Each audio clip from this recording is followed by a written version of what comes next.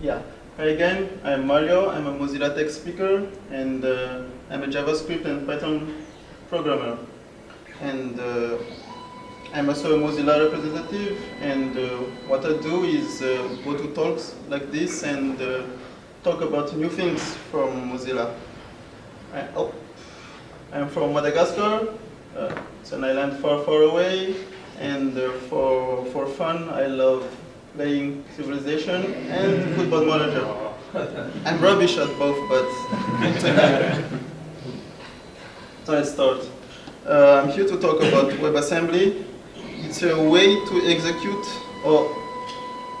programs written in other languages on the web, not only just JavaScript. And it's a binary format, and most importantly, it's a compilation target for other languages. So you don't write in WebAssembly, you compile to WebAssembly, and you will use languages like C++, C#, Rust, or Go to write a program. So no need to learn new languages. And it's a power-up for JS application because you can interact with your new program written in another language with your JavaScript. You don't have to choose between WebAssembly and JavaScript. You can use both in the same application. But to be perfectly clear, let's talk about what WebAssembly is not. And it's not a programming language. You don't have to choose between the two. And most importantly, it's not a replacement for JavaScript. JavaScript is here to stay. It's like there for taxes. And you might wonder why do we need this? And to answer that, let's go back in time. And it was a simpler time back then, and where everybody was on code, I think. And the web was in infancy back then, and it was very simple. Everything was in a remote server, and each time you wanted to get something, you had to ask the server. But even back then, people wanted something to program for the browser. And you might have a sense of deja vu, like haven't we tried this before, compiling other languages for the web? And yes, we tried, and it was awful. It was bad. It was very bad. And we tried that with Java applets. But we had many problems. Like you had to have Java installed, and it didn't work everywhere. Mobile devices were left behind, and it had lots of security issues. And that's why Java applets began to disappear one by one, and the dream of the language for the web took a big hit. That is until JavaScript. JavaScript became the language for the web because it ran everywhere and it played really great with mobile devices, and it became the brick and mortar of the web. And the best thing that came with it was Ajax. With Ajax, you didn't have to reload every time you wanted something. And it was revolutionary. The heavy lifting would be done by computer far away, and you just had to wait for the result. And that's why we all love JavaScript. And it gave us so much, but there are it has still its problem. First, its performance. JavaScript was never designed to be fast. Like the browsers tried their best to make it faster and faster, but it's not the way JavaScript was written. JavaScript was written for the humans, not really for the machines. And it's slow because how the browser runs the code. The browser engines made all they can to make it faster and faster. So there are parts of your JavaScript code that are optimized to make it faster. But for example, when a piece of code is in a loop, it will be compiled and optimized. But it's not enough. Let's see an example. Here is a very simple function in JavaScript. It's simple. It should be a single CPU instruction. But because JavaScript doesn't have any type, there is a lot of things that happens in the JavaScript engine to make the function happen. And if this function is inside the loop, it will be around 8 times slower than a native code. And that's because we had to do some sacrifices when we created JavaScript.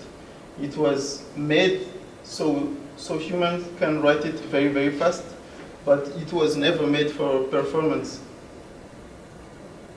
And how do we solve this? So let's go back to WebAssembly. But before we talk about that, let me tell you, it is not, I'm not bashing JavaScript because I love it. I use it every day. But we make JavaScript do a lot of things that it was not designed to do because we only have JavaScript for the web. So now we have something new. We have WebAssembly. And since we say that WebAssembly is a binary format, it doesn't require a lot of optimization to run. And there's a lot less stages to run the WASM code. It's a binary format. It looks like this. I don't know why I put this. It looks like this since it's binary. Like that's a simple hello world function. But you can write WebAssembly like this, but why?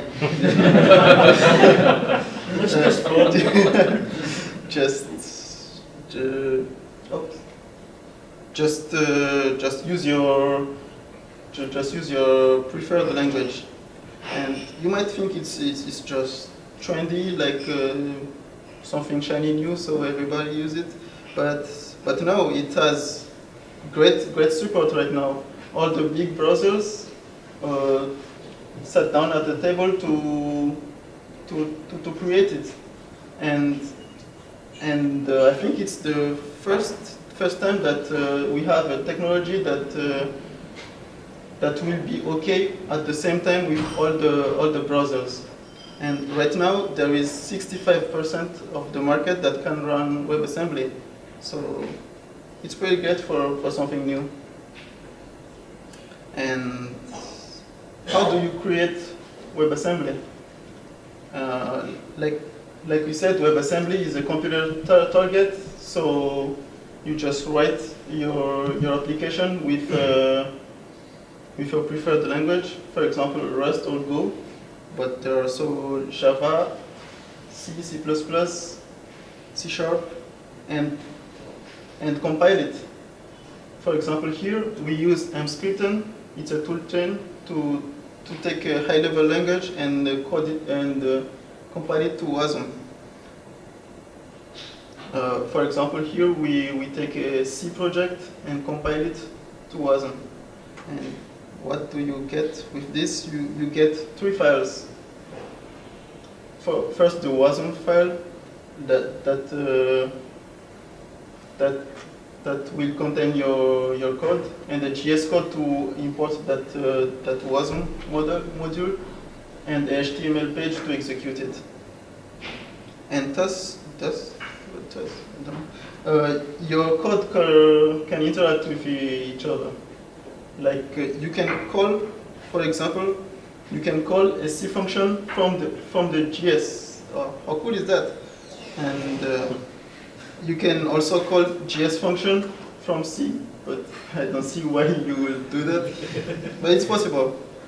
And let's have some demonstration about what WASM can do. It's the marketing phase of the talk. Yeah.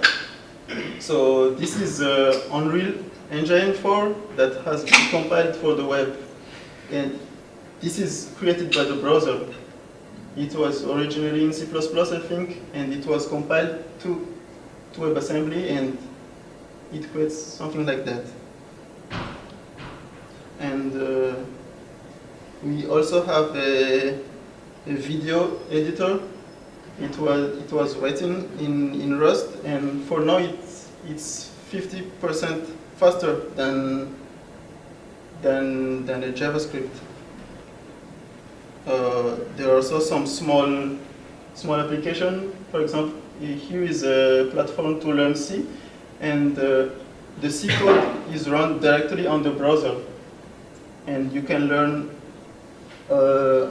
C on your browser. No need to install anything else. And you can also transform your legacy code into something that can run on the web. Here AutoCAD, an old version of AutoCAD, has been compiled for the web. And to be honest with you, I don't even know what AutoCAD is. It's I don't know, Photoshop for nerds. I don't know. Yeah, but I know that one. For example, some parts of WordPress's parser was rewritten in Rust, so it's very fast. And now I want to tell you, you don't have to rewrite everything in Rust or C++ to make it faster, but of course it's very tempting to, when you see a new technology, to rewrite everything with that new technology. But with WebAssembly, we aim to just replace the very slow part of your web application. You don't have to rewrite everything. You just have to rewrite a small part that is slow, and instead of storing it in a remote computer and call it with an API, just do it in the browser. And you can now run PHP in the browser. It's possible. I don't, but I don't see why. And you can go full stack with PHP, and for some reason it's possible, but I don't see why. And let's talk about the future. Everything I've shown you today, it's just the first version. It's the MVP of WebAssembly. It can do so much more in the future, but we are moving very slowly because all the browsers have to get together to make it happen. So we are moving very slowly, but we will get there. And yes, if you have something very slow in your browser, think about writing it in another language and running on the web. And also, if you have some very old software that you don't want to rewrite in JavaScript, just compile it to WebAssembly. Let's see how it goes. And if you want to test it right now, you can go to WebAssembly.studio. It's an IDE to test WebAssembly, and there are other links that I put there to if you want to know more, especially about how it's compiled and how to compile your code to WebAssembly, because it's not the same for every language. Okay, and what did I forget? Yeah, I think that's it. Thank you.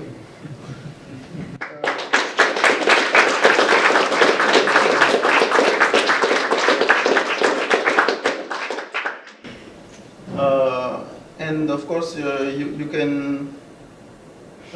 This presentation is stored on GitHub, and if you want to click on a link that I showed, you can get it on GitHub. Does anybody have any question? Well, I have a question. Yeah. So I guess people run JavaScript on the server side as well. Is WebAssembly something that will run server side? Yeah, Node.js. Yes. Sometimes when you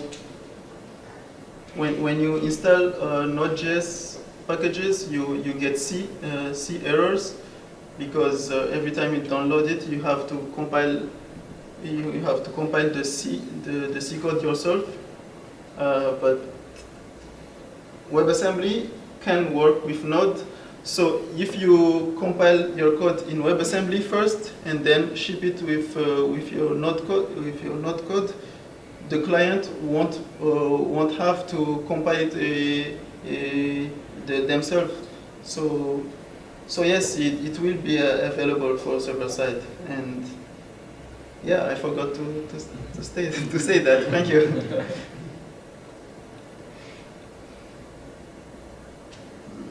Yeah? What is your... I noticed they're going to potentially add garbage collection to WebAssembly, and I imagine that's quite contentious, because as far as my understanding goes, the current memory models, you just have like one contiguous like strip of memory, and there's no management. So what's the community's reaction been to the potential introduction of garbage collection, and do you personally think it's a good thing? Great question. Yeah, I have to think about it. For the compilation, for that question, I think I'm going to refer you to Mozilla Hacks, because they are very big on the what to do with the future of WebAssembly.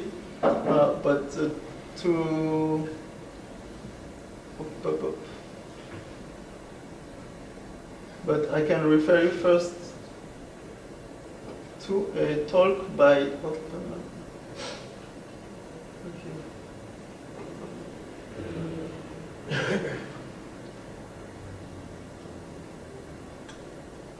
A talk by Linkler. She knows a lot more than me how it's compiled. I haven't checked internally, so I suggest you to watch her video. It's a link, and you have more information there. I am sorry I don't have. No, it's cool. This. Just wondering. Yes. So one of the new features to come is multi-threading. So does that mean that there's no multi-threading at all at the minute? So if you had Rust and you compile it in, you just can't use threads, for example? I don't think so for the moment. Okay. So when in the future will it be like web worker threads, or will it just be WebAssembly can make its own threads. So, do you know? From what I learned when I first researched this some years ago, it's only an internal, Okay. and but we'll get there.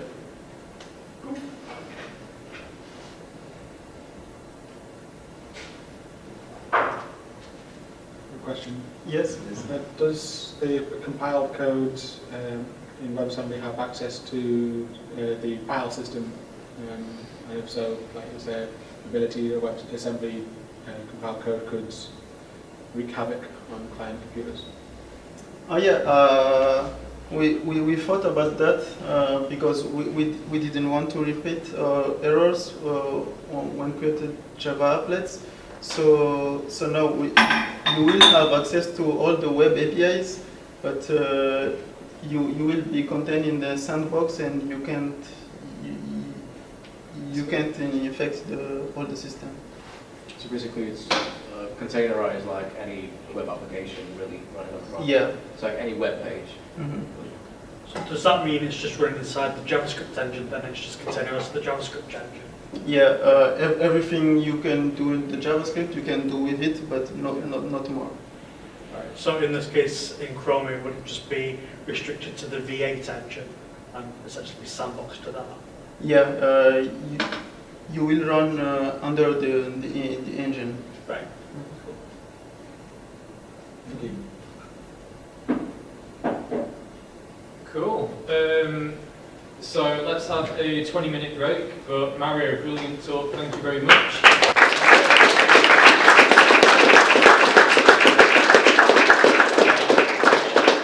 If any more questions pop up, I'm sure you can ask Mario in the break. But Yeah, thank you for listening. Food and